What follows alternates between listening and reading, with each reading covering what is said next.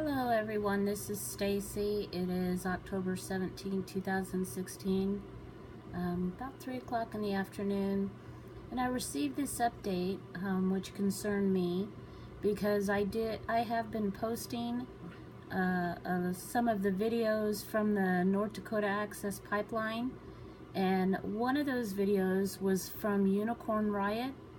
And I just received notice right now that there are four Unicorn Riot journalists that face charges for covering the protest. While witnessing and documenting this historical event, Unicorn Riot has also watched a dramatic escalation in tactics of state repression.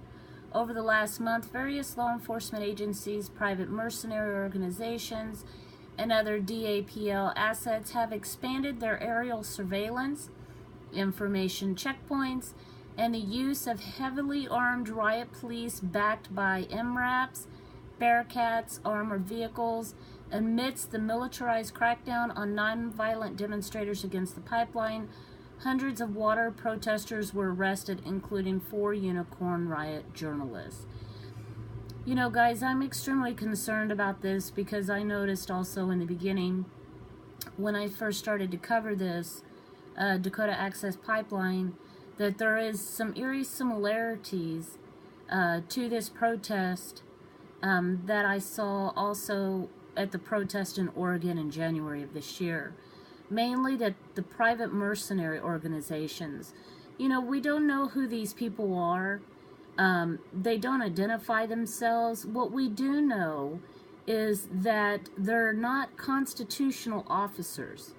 And what I mean by that is that their behavior is not governed by the U.S. Constitution. They're private. They are from private corporations.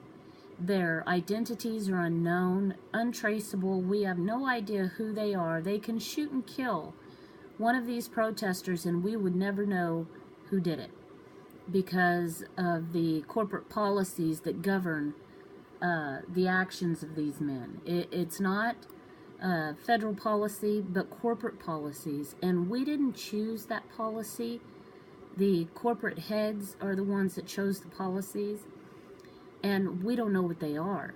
So what I can tell you is there seems to be an acceptable practice of violence among these corporate mercenaries, and I'm sure it's because of the lack of accountability.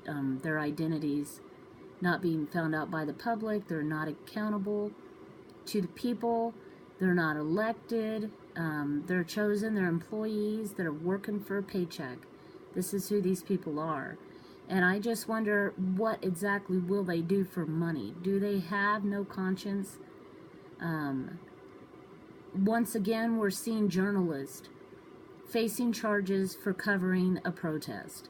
And this, the gentleman here on the left brought us some wonderful footage the day that the MRAPs and the Bearcats showed up, and we certainly appreciate that. But once again, like Pete Santilli, who is facing charges, he was exonerated in the Oregon case.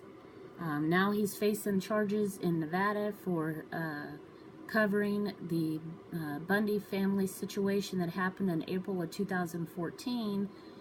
This gentleman, here again on the left, is facing charges for covering a protest.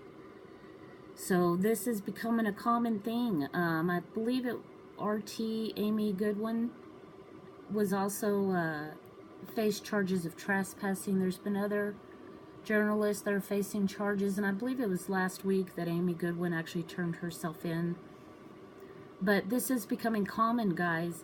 You know, if we don't stand up for these journalists' rights to bring us the news, we're going to get stuck with the mainstream media narrative. We're not going to know the truth. This is very important, and it affects us all. I mean, do you want to know what's going on or not? Because these people are bringing it to us, and they are getting arrested for doing so. So if you think that this story does not affect you, you really need to consider where you're going to get your information if they start arresting all of these independent and alternative media sources and bringing them up on federal charges or state charges. So please consider what I'm saying, and you know, do your part to help protect these people, or at least support them. Let me know what I can do to help. Okay, guys, I'll talk to you later. Bye.